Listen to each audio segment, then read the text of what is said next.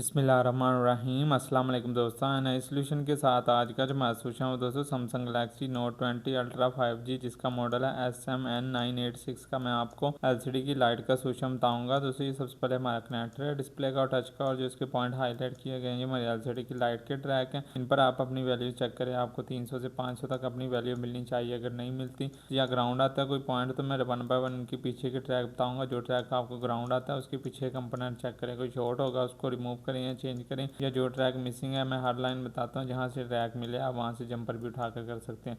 इसके ये पॉइंट्स हैं 2 4, ये 2 पॉइंट्स है, इसमें 16 और 14 पिंक कलर के ये 2 पॉइंट्स हैं। ये 3 रेड कलर के आपस में जुड़े हुए हैं और ये 3 डार्क रेड कलर के ये भी आपस में जुड़े हुए हैं। ये तो पहले ट्रैक देखें, ये 2 इसके 14 और 16, ये दोनों के दोनों ट्रैक ना, ये देखें एक का ये पॉइंट आता है डार्क पिंक का और ऊपर वाले का लाइट पिंक का ये पॉइंट है।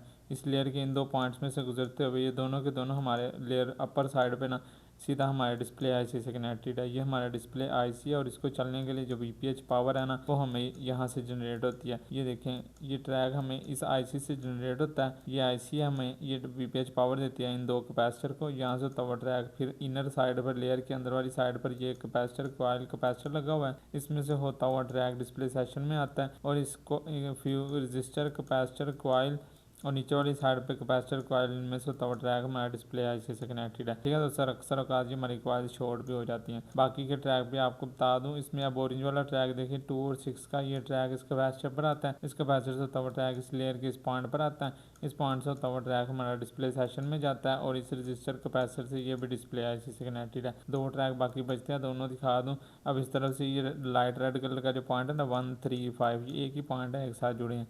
ये दिखा दूँ, ये ट्रैक्स के बिल्कुल पास ये 2 कैपेसिटर्स हैं, इनमें से होता हुआ ट्रैक ये पॉइंट की इस लेयर में आता है। इस पॉइंट पर इसमें से होता हुआ ट्रैक ये डिस्प्ले सेशन में आता है और ऊपर वाली साइड पर एक रजिस्टर 2 कैपेसिटर, यहाँ से होता हुआ ट्रैक ये भी डिस्प्ले आईसी से कनेक्टेड है।